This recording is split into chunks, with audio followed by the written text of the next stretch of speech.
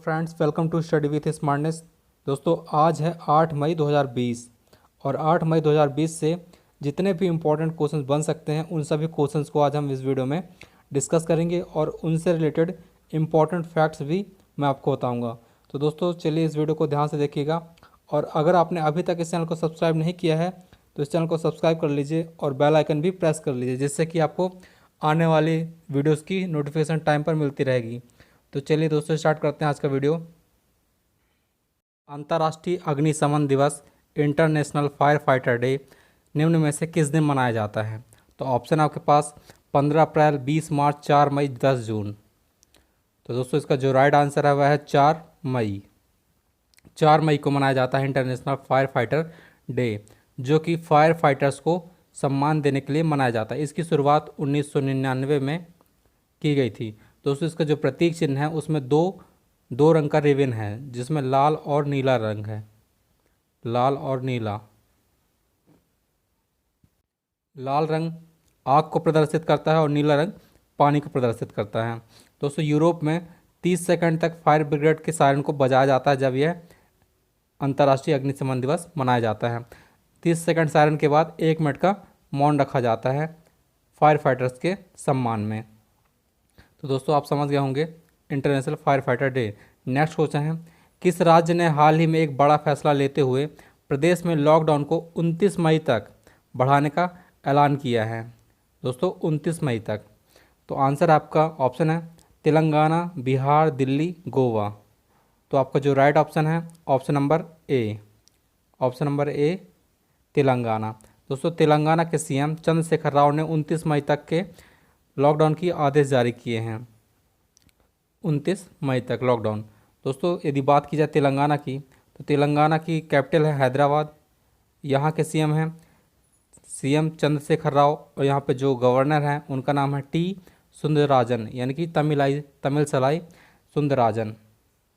दोस्तों, तो तेलंगाना में ही हैदराबाद में 4 मीनार है जिसका निर्माण करवाया था कुली कुतुब शाह ने। कुली कुतुब शाह ने। नेक्स्ट क्वेश्चन देखते हैं, रूस ने सोवियत सैनिकों के स्मारक और कब्रों समेत कई यादों को संरक्षित रखने हेतु किस देश के शीर्ष नेता को द्वितीय विश्व युद्ध के स्मारक पदक से सम्मानित किया है? तो ऑप्शन आपके पास चीन, नेपाल, उत्तर कोरिया, जापान। तो आपका आंसर है ऑप्शन सी, उत्तर कोरिया। यहाँ के जो तानाशाह हैं किम जोंग उन को ही दिया गया है। दोस्तों, यह 75 साल पूरे होने के उपलक्ष्य में दिया गया है और किम जोंग उन के बदले में विदेश मंत्री हैं उनके री सॉन गोवन ने यह प्राप्त किया है उनके बदले में। दोस्तों, यदि बात की जाए उत्तर कोरिया की, तो यहाँ की जो कैपिटल है वो है प्योंगयांग और यहाँ पे जो करेंसी है वह है north Korean von. Next question है आपका, centre for monitoring Indian economy CMIE की रिपोर्ट के मुताबिक भारत में कोविड-19 लॉकडाउन के दौरान अप्रैल में कितने लोग बेरोजगार हो गए? तो ऑप्शन आपके पास 20 करोड़, 15 करोड़, 25 करोड़ या फिर 12.2 करोड़। तो दोस्तों, यहाँ पे जो आपका राइट ऑप्शन है option number D, 12.2 crore. 12.2 crore लोग बेरोजगार हो गए हैं। दोस्तों, इनमें कौन कौन शामिल हैं? जैसे मान लीजिए दिहाड़ी मजदूर हो गए, छोटे व्यवसाय वाले हो गए, फेरी वाले हो गए जो मोहल्ले गांव में फेरी करके अपना गुजारा का बसर करते हैं, सड़क के किनारे जो दुकान लगाने वाले, फैक्ट्री में काम करने वाले, इन सभी का नुकसान मतलब रोज़गार छिन गया है। तो उनकी जो संख्या है वह है 12.2 करोड़ रुपये और यह जारी की है centre for monitoring Indian economy मतलब CMIE। इसकी स्थापना की गई थी 1976 में, 1976, और इसका जो हेडक्वार्टर है वह है मुंबई में। नेक्स्ट क्वेश्चन देखते हैं, हाल ही में विज्ञान और इंजीनियरिंग अनुसंधान बोर्ड ने कोविड-19 महामारी को नियंत्रित करने हेतु गणितीय मॉडल और अभिकलनात्मक पहलुओं के अध्ययन के लिए किस योजना के तहत 11 परियोजनाओं को मंजूरी दी है? तो आपके पास ऑप्शन है मैट्रिक्स योजना, वेक्टर योजना, एप्लीकेशन योजना या फिर इन्वर्स योजना। तो यहाँ पे जो आपका राइट ऑप्शन है ऑप्शन नंबर ए, मैट्रिक्स योजना। दोस्तों मैट्रिक्स योजना को ही मंजूरी दी गई है। तो ये मंजूरी किसने दी है? विज्ञान और इंजीनियरिंग अनुसंधान बोर्ड ने। इसका SERB, science and engineering research board. दोस्तों इसकी जो स्थापना हुई थी वह 2009 में हुई थी और इसका जो हेड क्वार्टर है वह नई दिल्ली में है, नई दिल्ली। तो आपको याद रखना है। नेक्स्ट क्वेश्चन देखते हैं। किस राज्य सरकार ने 4 मई 2020 को ग्रामीण क्षेत्रों में श्रमिकों के लिए रोजगार उत्पन्न करने से के उद्देश्य से 3 श्रम गहन कार्यक्रमों की शुरुआत की है? मतलब 3 श्रम कार्यक्रमों की शुरुआत की है, किस राज्य ने की है आपको बताना है। तो ऑप्शन आपके पास बिहार, पंजाब, झारखंड या कर्नाटक। तो यहाँ पे जो आपका राइट ऑप्शन है option number C, Jharkhand. Jharkhand के सीएम ने ही, हेमंत सोरेन ने यह घोषणा की है कि दोस्तों इन जो 3 योजना हैं, परियोजना, इनके द्वारा करीब करीब 25 करोड़ लोगों को रोजगार मिलेगा, कार्य मिलेगा, और इसकी घोषणा की है हेमंत सोरेन ने। दोस्तों वह 3 योजना कौन कौन सी हैं? एक है विरसा हरित ग्राम योजना, विरसा हरित ग्राम योजना। दूसरी है नीलांबर पीतांबर जल समृद्धि योजना, नीलांबर पीतांबर जल समृद्धि योजना। तीसरी है वीर शहीद पोतो हो खेत विकास, वीर शहीद पोतो हो खेल विकास योजना। तो दोस्तों ये तीनों योजनाओं को झारखंड गवर्नमेंट ने शुरू किया है। दोस्तों यदि बात की जाए झारखंड की, तो इसकी स्थापना हुई थी 15 नवंबर 2000 को, 15 नवंबर 2000। और यहाँ के जो सीएम हैं हेमंत सोरेन हैं, और झारखंड की कैपिटल है रांची। और दोस्तों यहाँ के जो गवर्नर हैं वह हैं द्रौपदी मुर्मू, द्रौपदी मुर्मू। दोस्तों झारखंड से एक इम्पॉर्टेंट क्वेश्चन बनता है कि वेतला नेशनल पार्क कहाँ है? तो झारखंड में ही है वेतला नेशनल पार्क, वेतला। नेक्स्ट क्वेश्चन देखते हैं।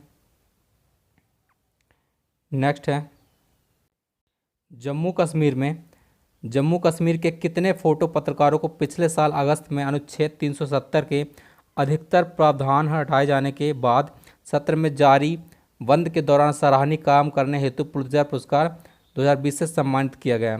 तो ऑप्शन आपके पास 4, 2, 3, 1। तो दोस्तों कितने पत्रकारों को पुरस्कार दिया गया है पुलित्जर पुरस्कार?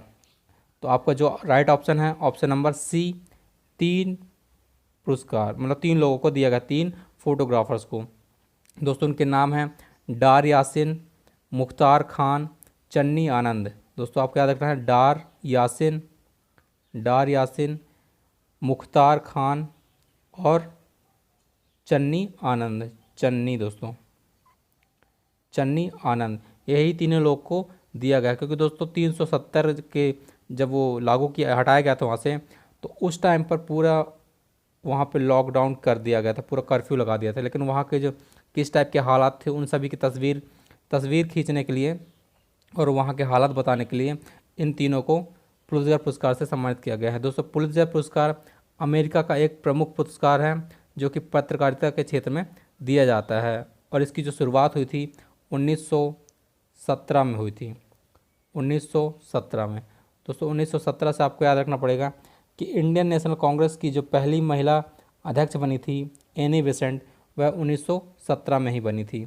नेक्स्ट क्वेश्चन है आपका, भारतीय नौसेना ने विदेशों में फंसे भारतीयों को वापस लाने के लिए किस ऑपरेशन को लॉन्च किया है? तो ऑप्शन आपके पास समुद्र सेतु, समुद्र चक्र, समुद्र जन, समुद्र देव। तो आंसर आपका ऑप्शन नंबर ए, समुद्र सेतु। दोस्तों इस ऑपरेशन का जो नाम है वह है समुद्र सेतु, जो कि 8 मई से अभियान शुरू होगा। और इसमें दोस्तों हर ट्रिप के में 1000 लोगों को वापस लाने का लक्ष्य रखा गया है, 1000 लोगों को। तो यदि बात की जाए भारतीय नौसेना की, भारतीय नौसेना, तो इसकी जो स्थापना हुई थी 5 सितंबर 1612 में हुई थी दोस्तों, 1612 में। और जो भारतीय नौसेना दिवस मनाया जाता है वह 4 दिसंबर को मनाया जाता है, 4 दिसंबर को नेवी डे मनाया जाता है। दोस्तों भारतीय नौसेना का जो मुख्यालय है वह नई दिल्ली में स्थित है। नई दिल्ली में। और अभी जो वर्तमान में इसके चीफ हैं, चीफ एडमिरल हैं, एडमिरल करमबीर सिंह हैं, भारतीय नौसेना के chief admiral Karambir Singh. Next question है, विश्व अस्थमा दिवस निम्न में से किस दिन मनाया जाता है? तो ऑप्शन आपके पास अप्रैल महीने के पहले मंगलवार को, मई महीने के पहले मंगलवार को, जून महीने के पहले मंगलवार सोमवार को, या मार्च महीने के पहले शुक्रवार को। तो दोस्तों यहाँ पे जो आपका राइट ऑप्शन है ऑप्शन नंबर बी, मई महीने के पहले मंगलवार को। दोस्तों मई महीने के पहले मंगलवार को मनाया जाता है विश्व अस्थमा दिवस, जो कि जिसका उद्देश्य होता है विश्व में लोगों को अस्थमा के प्रति जागरूकता फैलाना। ठीक है, और इसकी जो शुरुआत हुई थी दोस्तों वह 1998 में 1998 में हुई थी। और ये सबसे पहले किसके द्वारा मनाया जाता था? तो जीना मतलब कि global institute for asthma, global institute for asthma, GINA. दोस्तों इसकी जो स्थापना हुई थी वह 1993 में हुई थी, 1993 में। और अभी यदि इसकी थीम पूछा जाता है तो विश्व अस्थमा दिवस की जो थीम थी वह थी enough asthma deaths, enough asthma deaths. यह 2020 की थीम थी, इनफ अस्थमा डेथ्स। दोस्तों यह 2020 की थीम थी। अगर पूछा जाए कि 2019 की क्या थीम थी तो stop for asthma, stop for asthma यह थी 2019 की विश्व अस्थमा दिवस की theme, stop for asthma. Next question देखते हैं, किस आईआईटी के प्रोफेसर सौरभ लोढ़ा को विज्ञान और प्रौद्योगिकी विभाग द्वारा स्थापित नैनो विज्ञान और प्रौद्योगिकी 2020 में युवा कैरियर पुरस्कार प्रदान किया गया है? युवा कैरियर पुरस्कार प्रदान किया गया है। तो दोस्तों यहाँ पे ऑप्शन है IIT Delhi, IIT Kharagpur, IIT Roorkee, या फिर आईआईटी बॉम्बे। तो यहाँ पे जो आपका राइट ऑप्शन है option number D, IIT Bombay. IIT Bombay के ही है प्रोफेसर सौरभ लोढ़ा, उनको ही मिला है युवा कैरियर पुरस्कार से सम्मानित किया गया है। दोस्तों यदि बात की जाए आईआईटी बॉम्बे की तो इसका जो मोटो है ज्ञानम परमयम ध्येयम, ज्ञानम परमम ध्येयम, यानी कि नॉलेज इज़ द सुप्रीम गोल। इसका इंग्लिश में यदि देखेंगे तो नॉलेज इज़ द सुप्रीम गोल। दोस्तों आईआईटी की जो स्थापना हुई थी वह 1958 में हुई थी। आईआईटी बॉम्बे की स्थापना 1958 में हुई थी। और इसके जो अभी वर्तमान में चेयरमैन हैं उनका नाम है दिलीप सांघवी, और इसके जो डायरेक्टर हैं उनका नाम है सुभाषिष चौधरी। तो आपको दोनों ही नाम याद रखने हैं। तो दोस्तों ये रहे आज के आपके इंपॉर्टेंट क्वेश्चंस। आई होप कि आपको इनको ध्यान से देखा होगा और इनको पढ़ा भी होगा। तो दोस्तों चलिए मिलते हैं नेक्स्ट वीडियो में। अगर आपने अभी तक इस चैनल को सब्सक्राइब नहीं किया है तो प्लीज़ चैनल को सब्सक्राइब कर लीजिए और बेल आइकन भी प्रेस कर लीजिए। तो चलिए दोस्तों मिलते हैं नेक्स्ट वीडियो में, तब तक के लिए धन्यवाद।